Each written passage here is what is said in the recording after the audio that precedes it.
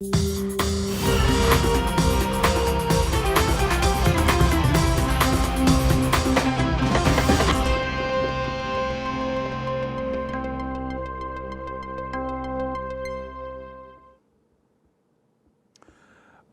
dia, pessoal. Bom dia para vocês. São 7 horas em ponto. Hoje é dia 22 de julho de 2025.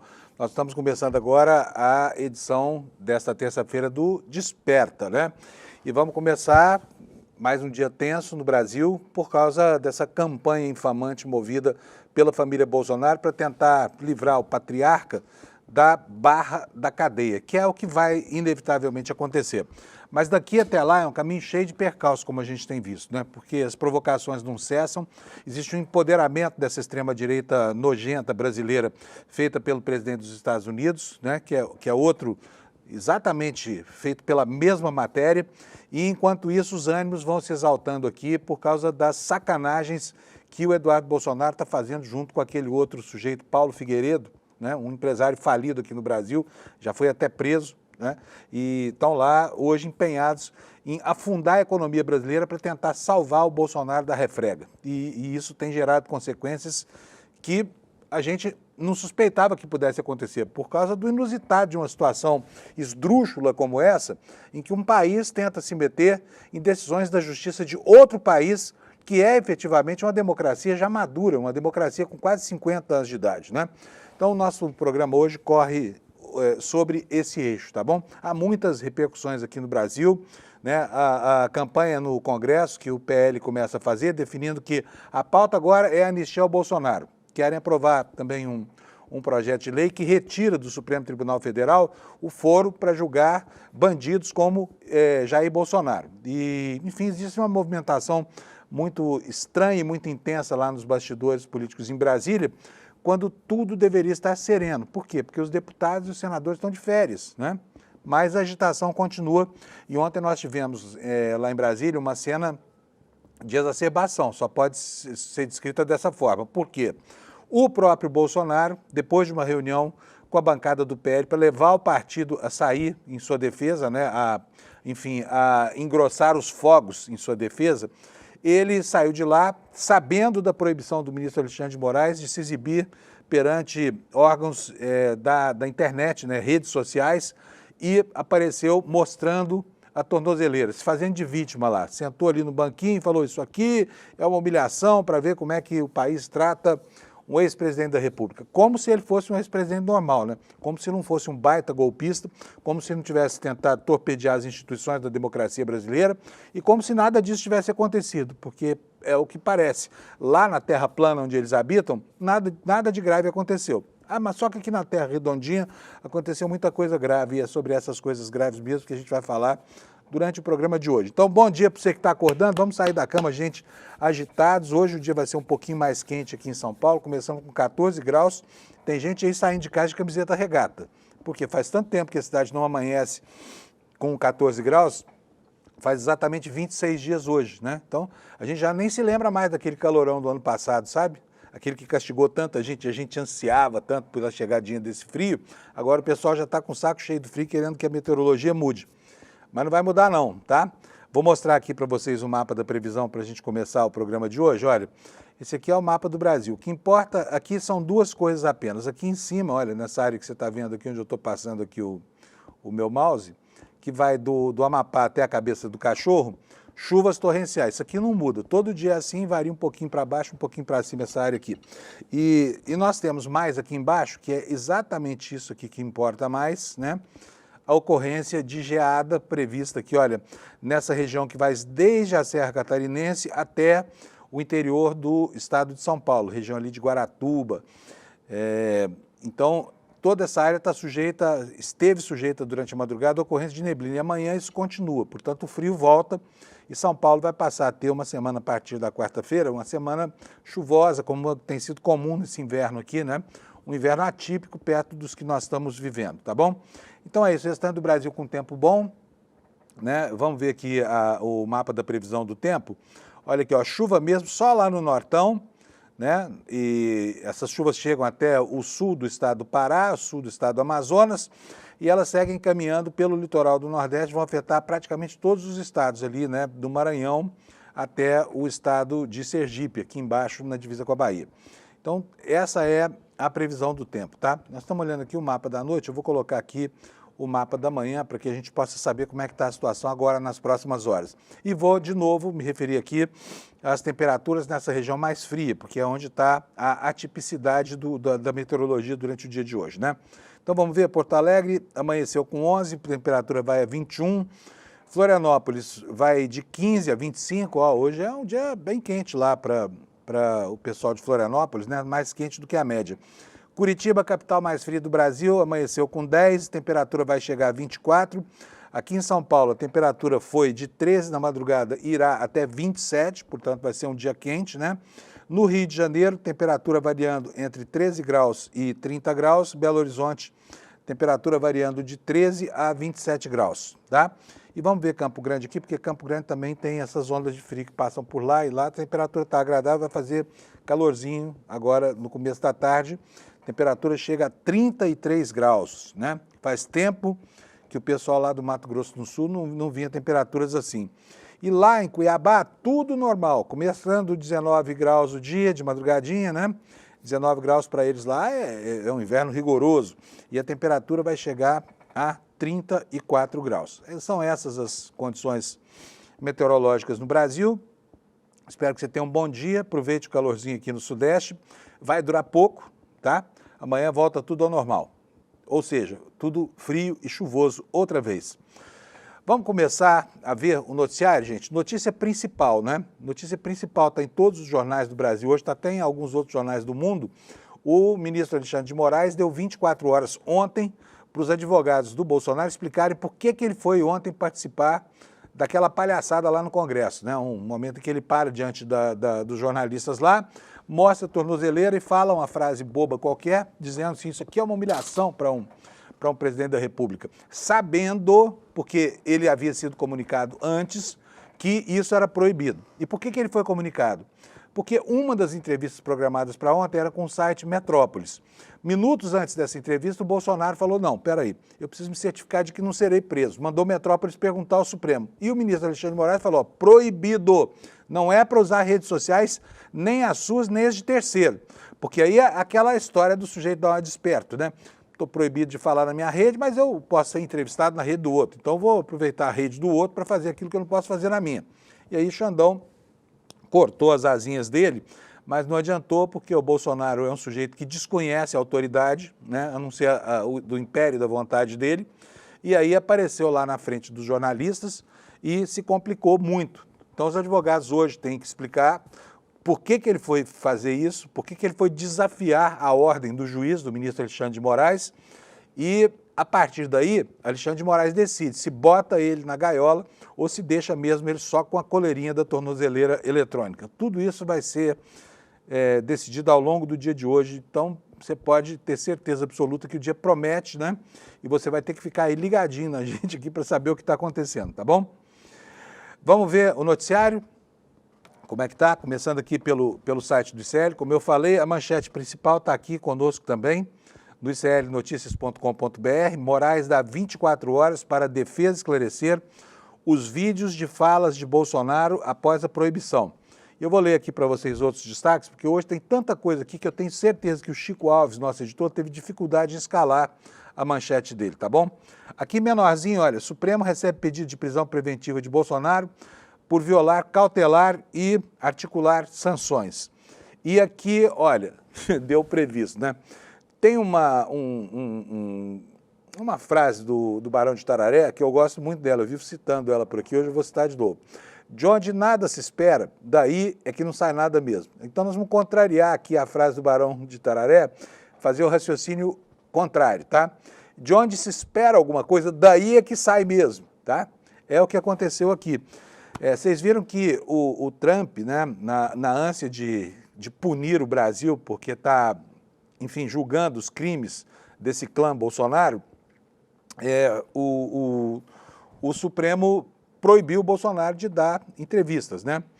E o Bolsonaro insiste em dar as entrevistas. Por quê? Porque é um espetáculo para a mídia. Ele pretende resolver a situação processual dele criando pressão de opinião pública. É mais ou menos a mesma jogada do golpe, né, que culminou no 8 de janeiro, onde ele pretendeu usar a força de terceiros, no caso dos descerebrados, né, dos tais bolsominions ou patriotas, para tentar pressionar o governo central e as Forças Armadas a dar um golpe e cancelar a eleição do Lula, para que o Bolsonaro voltasse plenipotenciário como um ditador. Esse era o plano. O plano não deu muito certo, mas a metodologia não mudou depois disso, apesar de todas as sanções que eles já receberam. O que faz agora Bolsonaro e o que induz o seu próprio filho a fazer lá nos Estados Unidos, financiado por ele? Ele está tentando fazer com que uma pressão de fora para dentro, não mais uma pressão de dentro para fora, né, crie a condição para terceirizar o golpe, que ele pretendeu dar e não teve competência nem para fazer isso, né, como candidato a ditador, como protoditador.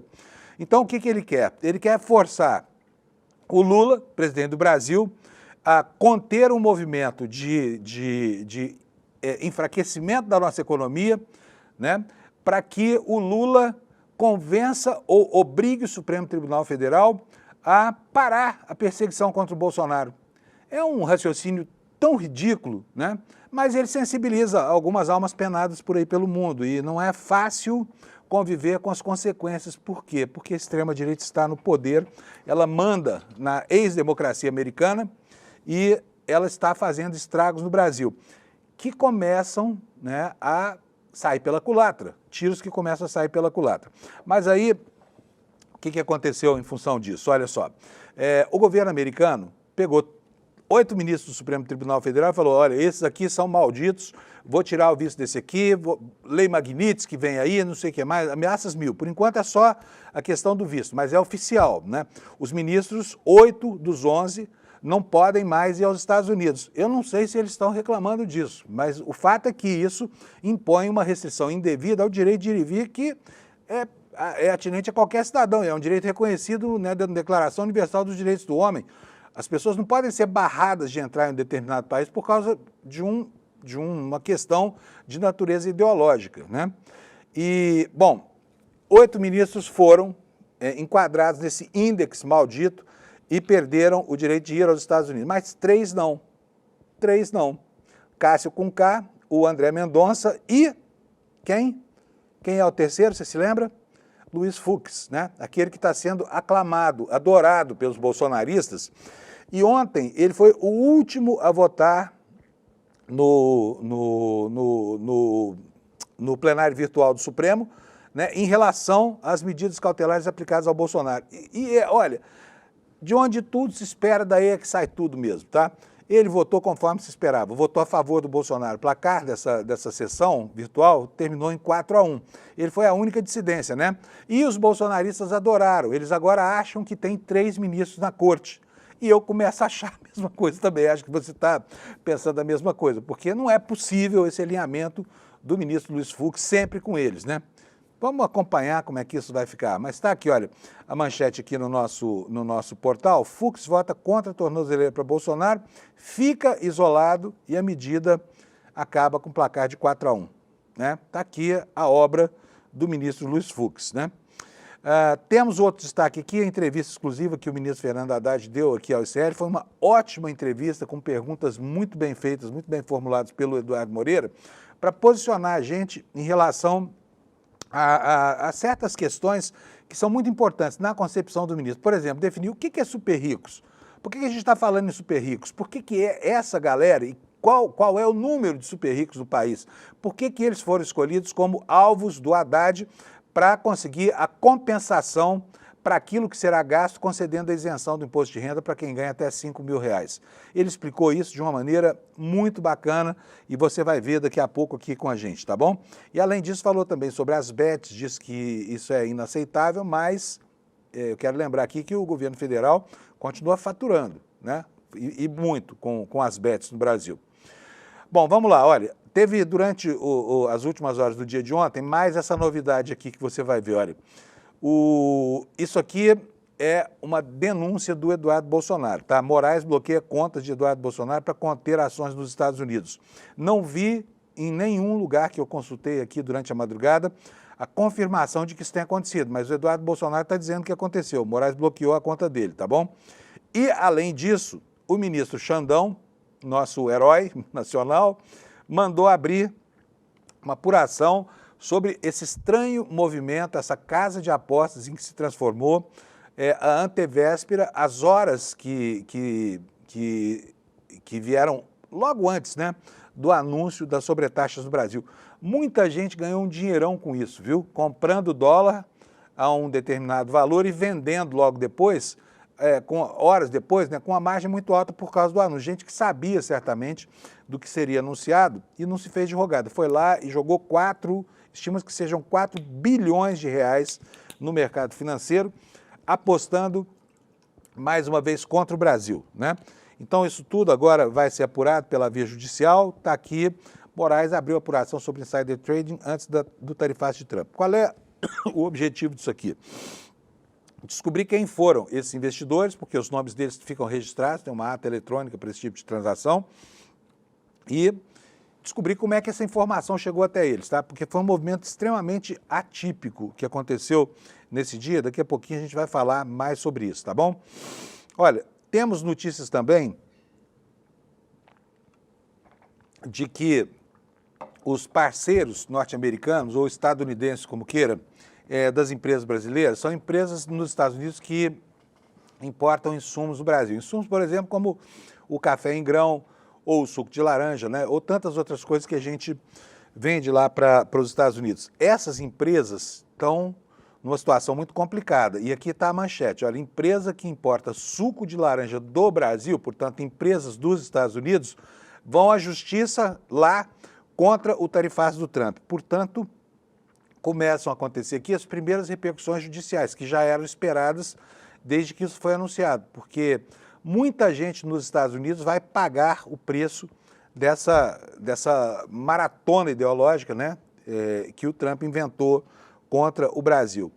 Hoje, os jornais americanos já falam abertamente que isso aqui foi um tiro que saiu pela culatra. Daqui a pouco vocês vão ver aqui manchetes tanto do New York Times quanto do Washington Post condenando a ação do Trump em relação ao Brasil.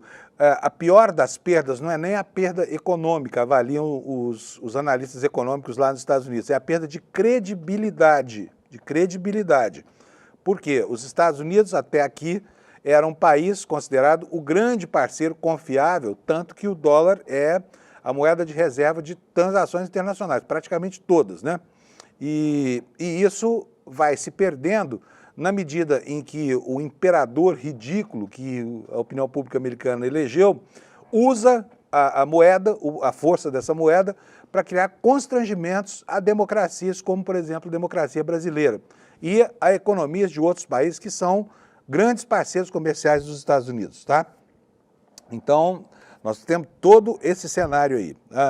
Olha, temos uma ótima notícia aqui no site do ICL, eu gosto de dar notícia boa aqui. Se der tempo, hoje a gente vai olhar bem esse assunto aqui. Olha, a criação de uma vacina universal contra o câncer. Já pensaram? Que maravilha o dia que isso acontecer. Eu tenho a impressão de que a nossa geração, nós que já somos velhinhos aqui da terceira idade, ainda vai ver alguma coisa parecida com isso acontecer.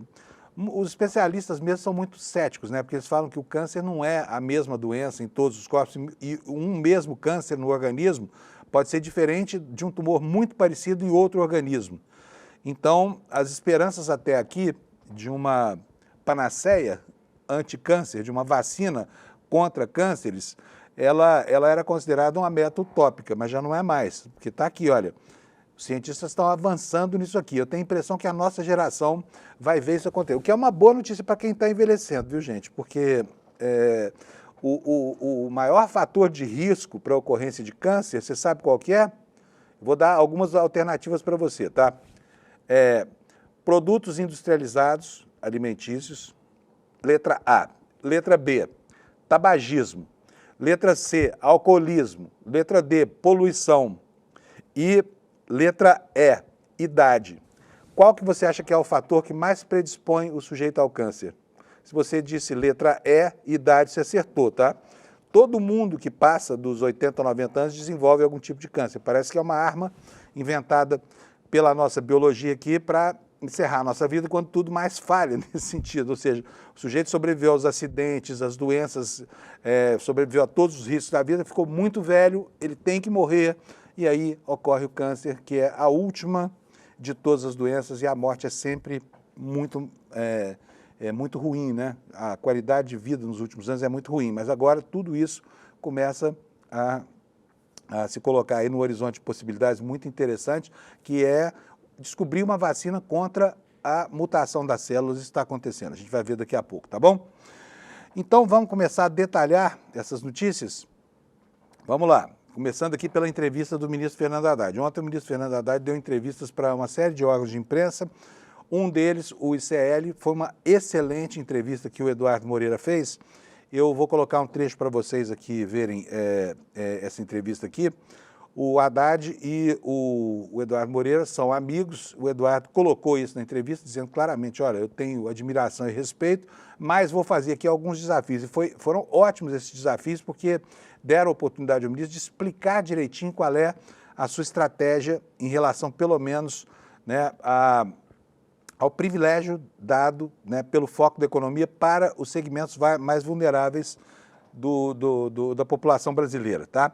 Mas vou ler aqui para vocês um trechinho antes de colocar esse vídeo. Olha, o ministro da Fazenda, Fernando Haddad, concedeu entrevista exclusiva ao Eduardo Moreira, na qual não se esquivou de abordar nenhum assunto, da promessa de isenção de imposto de renda para quem ganha até 5 mil, a taxação de super ricos com alíquotas mínimas, ainda muito distantes do ideal. O ministro reconhece isso, você vai ver aqui na entrevista. Ele argumentou que a justiça social, no entanto, ou, no caso dele, né, a justiça tributária, exige, antes de tudo, coragem política, inclusive para enfrentar os próprios limites da esquerda, que ele apontou na entrevista que não fez nos outros governos do Lula isso que ele está fazendo agora, o que é verdade, tá? O que é verdade. Questionado por Eduardo Moreira, Haddad também abordou que, se dependesse dele, as apostas online, chamadas bets, né, não existiriam. Ele disse o seguinte: eu apertava o botão do para, não tem arrecadação que justifique essa roubada a que nós chegamos, disse o ministro.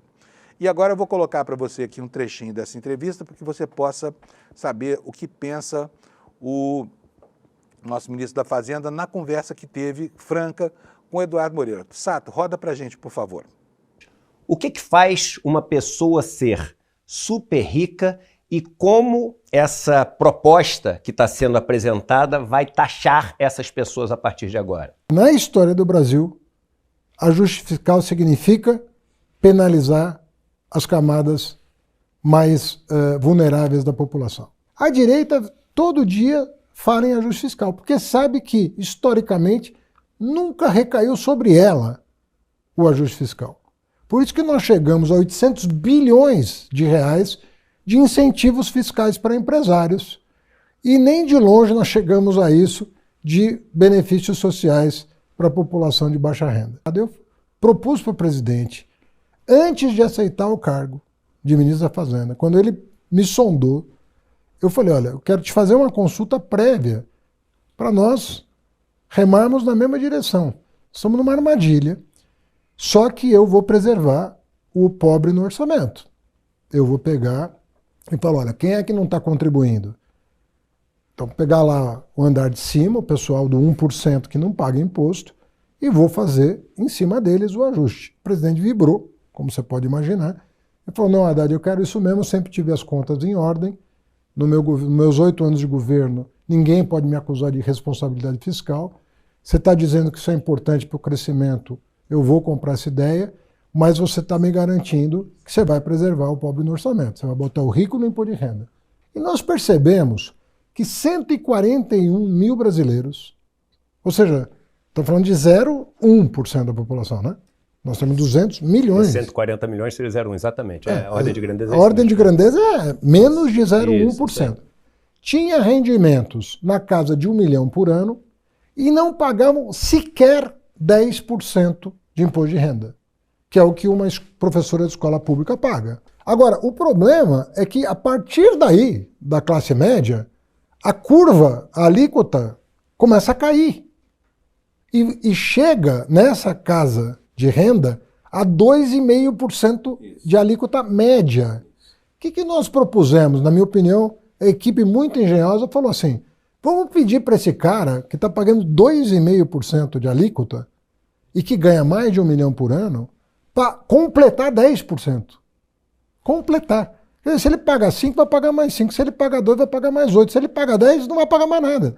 Mas só de completar 10, dá os 30 bilhões necessários para isentar 10 milhões de brasileiros e reduzir o imposto de outros 5 milhões que ganham de 5 a 7 mil reais. Por que a gente diz que a gente está fazendo justiça botando o cara para pagar 10%? Por que esse cara não tem que pagar 22%? Por que esse cara não tem que pagar 27%? Por que a gente luta pelos 10%? É isso que às vezes eu fico meio indignado, falando assim, esse cara ainda vai reclamar que está pagando menos do que o trabalhador. Primeiro, eu também acho pouco a alíquota de 10%. Ponto. Estamos de acordo. Eu tenho que sopesar a correlação de forças que eu tenho no Congresso para aprovar. Porque eu posso mandar 30 para lá. Né? Mas e daí? Vai aprovar ou vai ficar na gaveta de alguém? Então, o Brasil precisa dar os passos necessários para ir buscando. Nós estamos abrindo uma nova avenida, uma nova seara de trabalho que nunca foi aberta nem pelos nossos governos. Eduardo, o que deveria nos chocar também é o seguinte, nós estamos no 5º governo do PT. Nós podíamos ter feito isso no primeiro. Então eu estou botando o dedo num vespeiro que meus antecessores de direita e de esquerda não botaram a mão nesse troço. Então tem uma questão pedagógica em relação à elite brasileira, que é mudar a mentalidade da elite, deixar de ser extrativista e ser produtivista. Eu estou aqui, você pode dizer é insuficiente, você tem sido fraco, pode falar o que quiser, mas não coloque em dúvida os meus propósitos. Eu tenho formação e eu tenho lado. E o meu lado é buscar justiça social. Muito bom, né? A fala do ministro, muito boa a fala do ministro, muito boas as perguntas também do Eduardo aqui, que foi provocá-lo naquilo que precisava ser explicado mesmo, sabe? Verdade. Por que o trabalhador paga uma alíquota máxima de 27,5% e o banqueiro não paga nada, né? Paga 2,5% na média, como disse o ministro Fernando Haddad. E por que a gente considera justiça tributária esse sujeito, que é o 140 mil aí da elite brasileira, da elite econômica brasileira, por que eles resistem tanto em pagar esse imposto ridículo de 2,5%? Agora, dar uma tarifa só de 10%, quando toda a população paga mais 27,5%, e aí vem essa história, ah, não, mas eu já pago 34% da minha empresa. O ministro Haddad falou, olha, não paga. Por quê? Porque é tanto planejamento financeiro, chama tax planning, né? É tanta legislação aí para beneficiar o empresário que ele, em tese, paga 34%, mas no final das contas paga quase nada, né? Muito boas, então, as perguntas. Está aí o ministro Haddad se colocando claramente numa situação de ataque, né? Numa situação de se colocar para a opinião pública, porque as coisas que a oposição tem feito são absurdas, né? É uma guerra em que a verdade ela é um argumento a favor daqueles que estão do lado certo da história, porque o outro lado usa qualquer tipo de argumento, né? Gente, vamos falar do Bolsonaro agora. A situação dele, cada dia que passa, pior. Parece que ele está querendo piorar mais ainda as coisas, né? E ontem ele conseguiu. Essa manchete que você está vendo aqui no site do CL Notícias é consequência de um ato que você vai ver agora qual foi. Ele está louco para se vitimizar. Aliás, a sensação que eu tenho, não sei se você concorda comigo ou não, é de que o nível de exasperação, de insegurança dessa gente e de desespero é tão grande que eles perderam completamente a estribeira. Sabe, estão fazendo bobagens uma atrás da outra. Daqui a pouco vocês vão ver aqui comigo como é que a imprensa internacional, os jornais americanos estão tratando esse problema. Eles têm dado seguidos tiros nos pés, né? E ontem conseguiram essa condição muito ruim, porque o Bolsonaro quis se vitimizar, burlou uma proibição tácita, uma proibição, aliás, uma proibição explícita, né, de dar entrevistas para as redes sociais. Por quê? O espertalhão estava usando redes sociais de terceiros para dizer que era convidado, essa coisa toda, e continuar o seu proselitismo. Então o Xandão cortou o barato dele, deu 24 horas para os advogados esclarecerem, isso termina hoje, né? Por que o nosso futuro ditador aqui, frustrado, não se enquadra e continua desafiando as ordens do juiz? O que ele vai ganhar com isso, eu não sei, mas olha, na manchete já está escrita aqui a possibilidade, né? Se não explicar, cana, que é o que vai acontecer. Aí a gente vai ver o Bolsonaro na cadeia muito antes do previsto, tá? Vai durar pouco, mas vai baixar o chilindró. Você se lembra que o Moro, num gesto extremamente autoritário, colocou o Lula, levou o Lula coercitivamente para depor no aeroporto de São Paulo? Né? Foi um vexame. O Bolsonaro está tentando construir uma situação assim. Se no caso do Moro aquilo foi a desonestidade do juiz, hoje é o réu que se coloca dessa forma, tá? E conseguiu irritar mais ainda o Xandão do que já estava irritado. Vamos ver o que foi que ele fez ontem lá no Congresso Nacional, Sato? Põe para nós aí a imagem dele com a tornozeleira, por favor. Não roubei os cofres públicos. Isso aí. Não desviei recurso público. Tira o celular aí, não matei ninguém. Não trafiquei ninguém. Isso aqui é o símbolo da máxima humilhação do país. Tem humilhação aqui. Uma pessoa inocente. Calma, galera. Ó silêncio! Ó silêncio! O que estão fazendo com o ex-presidente da República? Nós vamos enfrentar a pandemia toda. O que vale para mim é a lei de Deus. Essa tornozeleira é a libertação do Brasil. É bom mesmo, filho, se fiar na lei de Deus, porque na lei dos homens você está frito, viu? Está frito mesmo. Agora, vocês viram que eles usam uma série de argumentos, né, para se colocar como vítima. Não matei ninguém. Há controvérsias. 711 mil brasileiros morreram durante a condução insidiosa da pandemia no Brasil, quando esse sujeito que está aí agora de tornozeleira eletrônica não quis comprar vacinas. Quando nomeou gente incompetente para gerir a saúde no Brasil, né? Quando permitiu negociações escusas de gente, inclusive militares que queriam se dar bem, comprando a vacina de lobbies corruptos, representando laboratórios do outro lado do mundo, né? Ele fala, não lesei o erário. O quê? E os relógios que ele levou, tá? E, enfim, a rachadinha. O sujeito viveu a vida inteira, ele nunca recebeu, pelo menos licitamente, nenhum real na vida dele que não fosse dinheiro do contribuinte brasileiro. Foi militar no começo da carreira, depois foi vereador no Rio de Janeiro, virou deputado por uma eternidade e aí virou presidente da República, né? E já foi logo defenestrado pela população, porque foi um péssimo presidente, mas nunca, licitamente pelo menos, nunca entrou um real no bolso desse pilantra do Bolsonaro, né? Que agora diz que nunca roubei, nunca matei ninguém, o que é mentira. Matou gente pra caramba no Brasil. A pandemia aqui foi um desastre, foi o segundo pior país em números brutos do mundo e foi o pior país em números relativos do mundo, onde mais morreu gente proporcionalmente à população. Ou seja, o maior índice por 100 mil habitantes do mundo foi aqui, não foi nem nos Estados Unidos, tá? Então ele tem um passivo grande para resolver. E esses argumentos que arrola em defesa de si mesmo não funcionam no caso dele, porque são mentirosos, tá?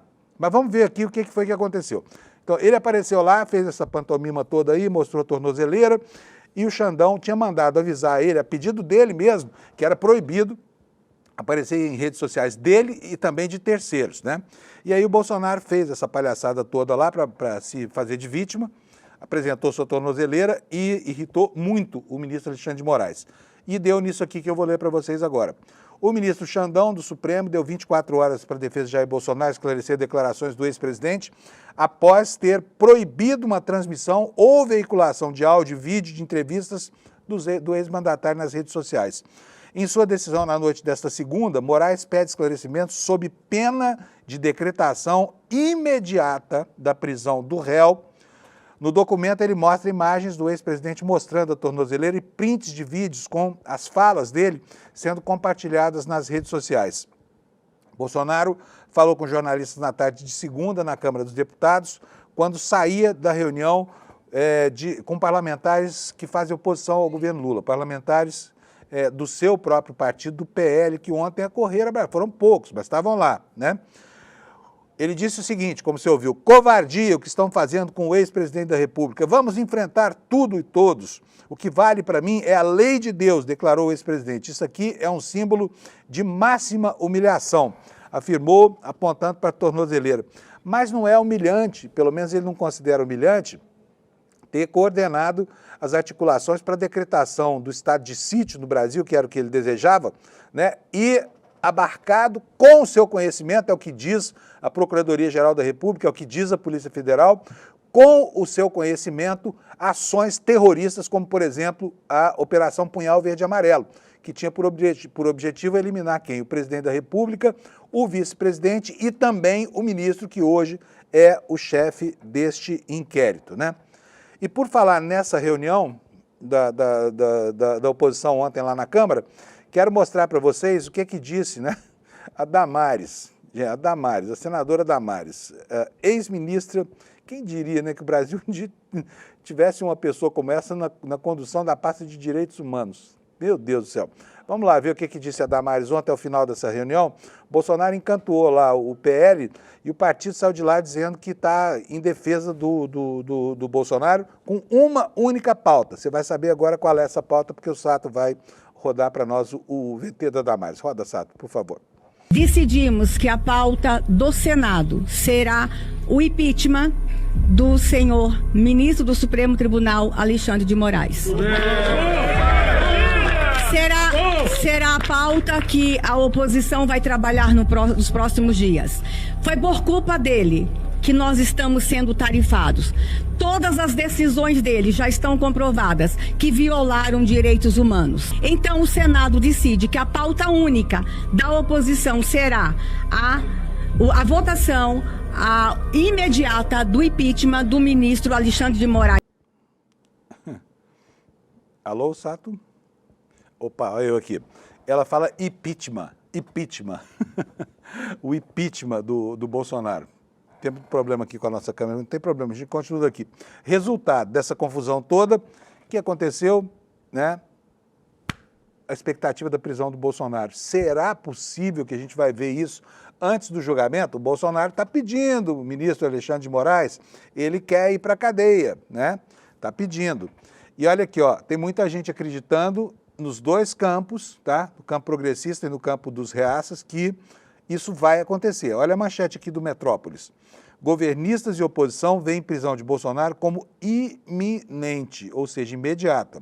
Defesa do ex-presidente tem até esta terça para se manifestar após suposto descumprimento de medidas impostas pelo Supremo Tribunal Federal. A matéria, como você está vendo aí, nos diz o seguinte: oposição e governo chegam a esta terça-feira com a mesma avaliação. Há uma boa chance de o ex-presidente Bolsonaro ser preso por ordem do ministro do Supremo Tribunal Federal, Alexandre de Moraes, até o fim do dia. E ambos os lados, do PT ao PL, ainda não sabem como lidar com um cenário de saída antecipada da política daquele que consideram atualmente o maior líder da direita brasileira. Tanto bolsonaristas quanto petistas trabalhavam nos bastidores com um panorama em que o Bolsonaro seria preso somente no fim do ano. Novembro era o mês que figurava no banco de apostas de ambos os lados. Com a fala inesperada do ex-presidente ao deixar o Congresso nesta segunda-feira, esquerda e direita passaram a avaliar que o ex-mandatário deixará o cenário político sem sucessores claros, o que deve deflagrar uma briga pelo seu posto. Portanto, a matéria fala aqui de consequências já do desdobramento da política. Tão grande é a certeza nos dois campos, como eu falei, né, de que o Bolsonaro vai acabar baixando o chilindró. Segundo caciques do PL ouvidos pelo Metrópolis, incluindo um ex-ministro influente na sigla, a crise pegou o partido despreparado. E dessa forma, uma eventual prisão de Bolsonaro não seria uma surpresa, mas deixaria a legenda sem um rumo certo. Correligionários que viajaram a Brasília para essa reunião que você viu aí agora, né, desta segunda-feira, permanecerão na capital federal em regime de plantão, prontos para socorrer o ex-presidente em caso de prisão. E aqui vocês podem ver aqui, olha, assim, a quantidade de pessoas em torno dele não é tanta gente assim, né? Aliás, o apoio ao Bolsonaro está minguando de uma maneira tão rápida. A gente viu pelo que aconteceu nos movimentos flopados desse domingo, né? Mas está aqui a informação, então, de que já está todo mundo com o espírito preparado para prisão iminente do Bolsonaro. Agora quero raciocinar com vocês, tá? Não sei qual é a explicação que os advogados vão dar. Eles não podem dizer que não entenderam uma ordem tão clara que foi reiterada ontem a pedido do próprio Bolsonaro. O que vão dizer hoje? Não sei o que vão dizer, mas vai ser muito difícil convencer o ministro Alexandre de Moraes que o Bolsonaro não violou as medidas cautelares decretadas contra ele, porque ele estava sabendo, ele tinha pleno conhecimento de tudo, né? E aí é que vem a minha indagação. E aí, o que o ministro Alexandre de Moraes vai fazer com essa informação? Porque o desafio lançado a ele é muito claro. a ofensa à ordem do juiz é muito clara, portanto, o motivo da prisão está estabelecido. Fica aqui a pergunta, será que o ministro Alexandre de Moraes, que tem sido absolutamente inflexível e correto, vai decretar a prisão de Bolsonaro? Não parece que haja muitas alternativas. Em todo caso, é bom salientar que o Supremo Tribunal Federal tem tido uma certa cautela ao abordar o Bolsonaro para não dar a ele o argumento que ele tanto busca, que é o argumento da vitimização, né? Então hoje vai ser um dia emocionante para que a gente descubra o que Alexandre de Moraes vai fazer com a informação que os advogados vão mandar entregar. Não sei qual será o argumento. Duvido, olha, deve estar uma correria, eles devem ter passado a noite, virada a noite para tentar inventar pelo menos uma narrativa que permita ao Bolsonaro fazer o que ele tem feito, né? Vamos seguir com o noticiário, gente? Olha, o Nicolas Ferreira ontem falou tanta bobagem, gente, eu não sei se é a idade muito, não pode ser, sabe? É irresponsabilidade ou se é o engajamento irresponsável, mas enfim, ele ontem fez algo que é absolutamente falso, né? Dizendo que ele comparou Lula com Fernandinho Beiramar, Marcola, irmãos Cravinhos, dizendo que todos deram entrevistas na prisão. Criou uma situação absolutamente falsa. Primeiro que é mentira, eles não deram entrevistas, não. Vou até dizer para vocês aqui que o Lula deu uma entrevista muito difícil para Mônica Bergamo e o Florestan Fernandes, meu amigo. Eu, inclusive, acompanhei o processo para a obtenção dessa entrevista e me lembro muito bem que o ministro Luiz Fux, né, esse neobolsonarista lá da Suprema Corte em Brasília, proibiu a entrevista. Tá? O ministro Luiz Fux não permitiu a entrevista. E aí o Florestan e a Mônica tiveram que ingressar com uma ação judicial para convencer o Supremo Tribunal Federal de que não havia problema na entrevista e Lula concedeu a entrevista. Ontem a própria Mônica Bergamo e o Florestan foram para a internet lembrar esse episódio. Então é absolutamente mentirosa a afirmação de que Lula... Muito mais essa comparação absurda, esdrúxula, né? Comparar Lula com Fernandinho Beiramar, com irmãos Cravinhos, com Marcola, sabe? Tenha santa paciência. Olha, nem no campo da retórica, nem no campo da crítica política isso é admissível, porque isso é uma calúnia, colocar gente, assim, criminosos, perigosos, ao lado de um homem que foi injustamente julgado numa operação em que um juiz ladrão combinou com um promotor de justiça também ladrão que iria fazer o jogo da extrema-direita e retirar o então candidato da eleição. Vamos continuar? Olha só, tem aqui uma notícia para você, está aqui também no site do ICL. Moraes bloqueia as contas de Eduardo Bolsonaro para conter as ações nos Estados Unidos. O ministro Alexandre de Moraes está tentando fechar o cerco aqui a esse terrorista do Eduardo Bolsonaro, né? Que claramente atenta contra todos os interesses do Brasil e de todos os brasileiros, inclusive os seus, tá? Que está me assistindo aqui. Vamos ver o que diz aqui. O ministro Alexandre de Moraes do Supremo determinou o bloqueio das contas bancárias, chaves Pix e bens do deputado federal Eduardo Bolsonaro, famoso Bananinha. A decisão inclui imóveis, veículos e o salário do deputado. Medida tem como objetivo dificultar possíveis articulações do parlamentar lá nos Estados Unidos. A decisão integra as investigações que apuram as tentativas do ex-presidente Jair Bolsonaro e do filho dele de buscar apoio e de buscar sanções ao governo Donald Trump ao governo brasileiro. Com Eduardo Bolsonaro atualmente nos Estados Unidos, a Polícia Federal avaliou que ações de cunho patrimonial seriam mais eficazes do que medidas como, por exemplo, prisão preventiva, cuja efetividade seria limitada. Casos anteriores demonstraram dificuldade na extradição de brasileiros envolvidos em atos antidemocráticos e que atualmente estão em solo americano. Está aqui, então, a informação, né, de que o ministro Alexandre de Moraes cortou as finanças do Eduardo Bolsonaro lá. Vamos ver como é que ele está sobrevivendo lá. Mas essa gente tem mil maneiras de permitir o escoamento do dinheiro, tá? Contas internacionais, enfim, tem uma série de coisas.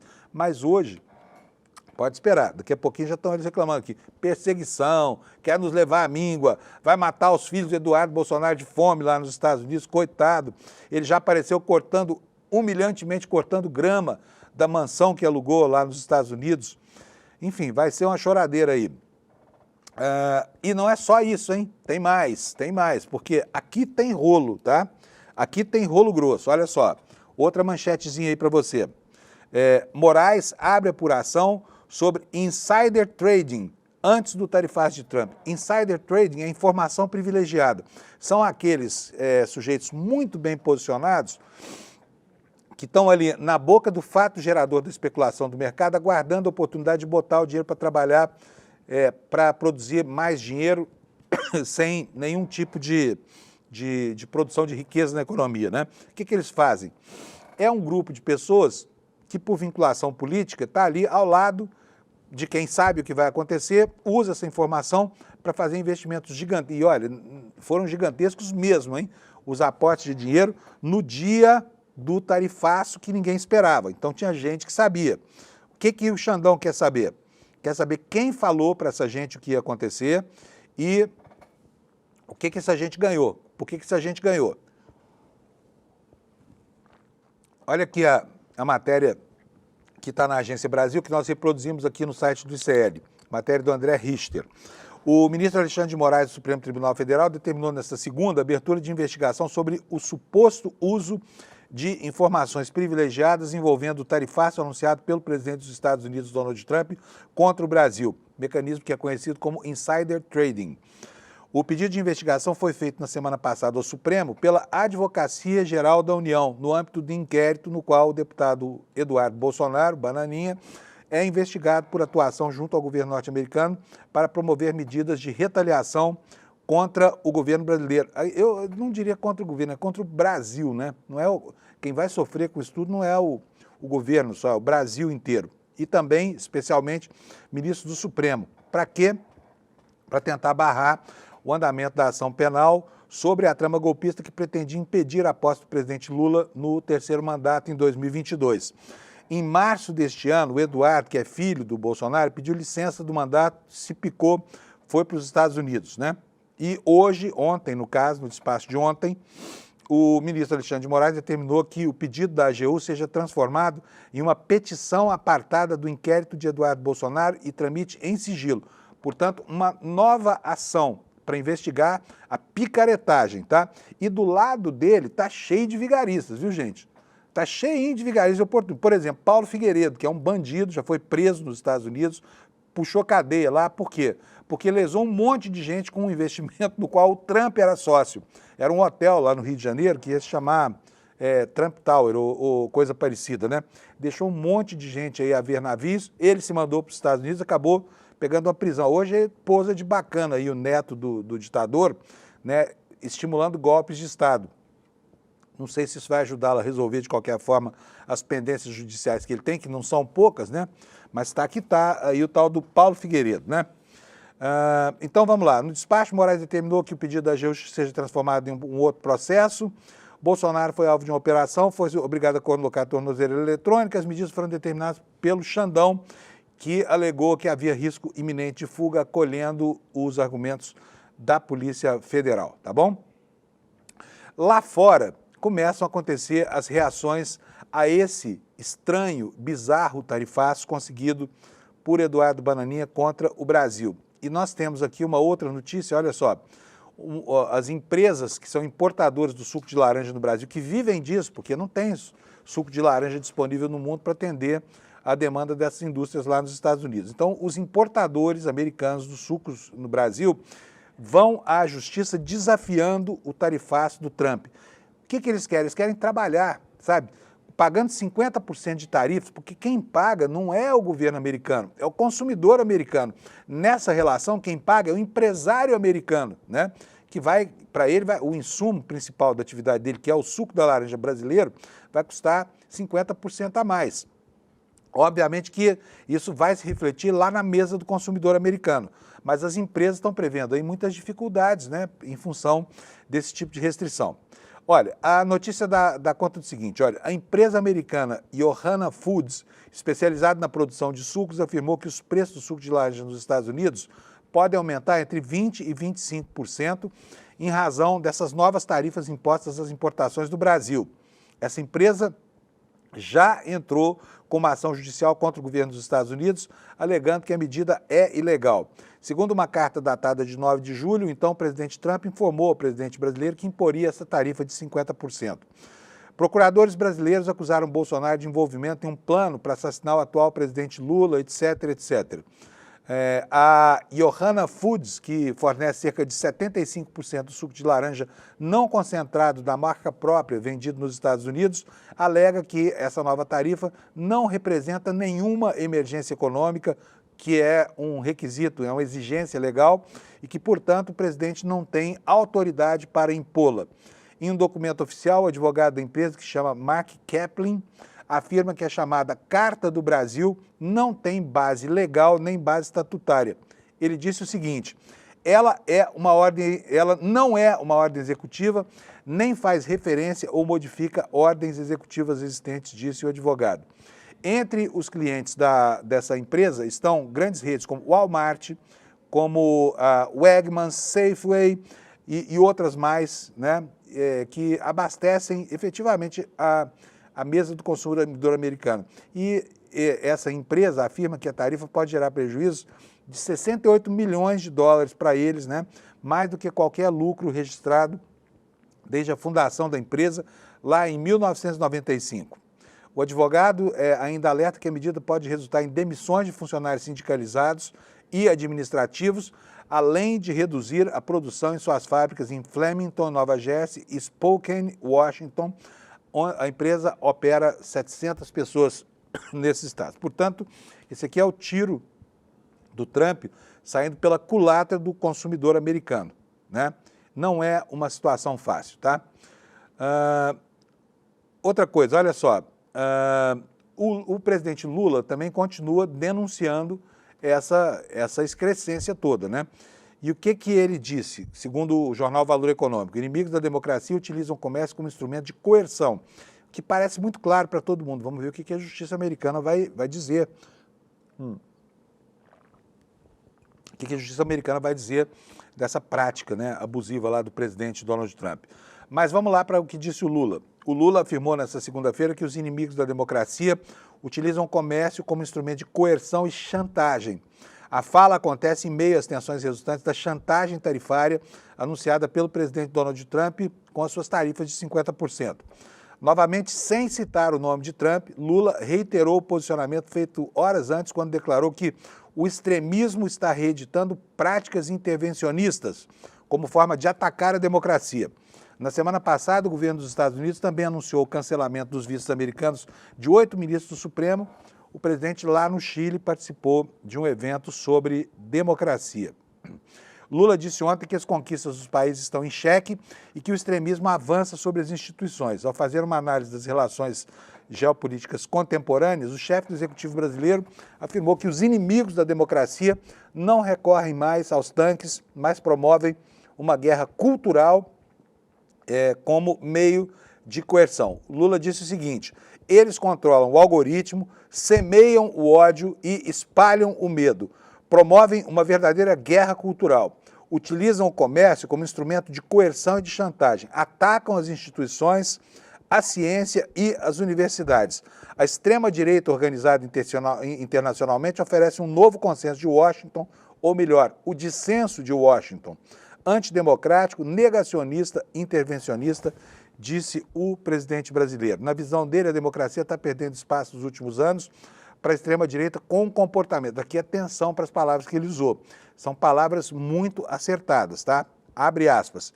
Extrema-direita que tem um comportamento nazista, fascista, que não respeita a relação civilizada entre iguais e desiguais. Em meio aos escombros do neoliberalismo, temos como legado uma massa de deserdados e excluídos que são presas fáceis de aventureiros que negam a política. Não é o diagnóstico certinho para isso que está acontecendo? Gente, já falei sobre o Fux aqui, eu quero mostrar para vocês, porque nosso tempo aqui já está terminando, né? Essa hora voa aqui, tem dia que é impraticável.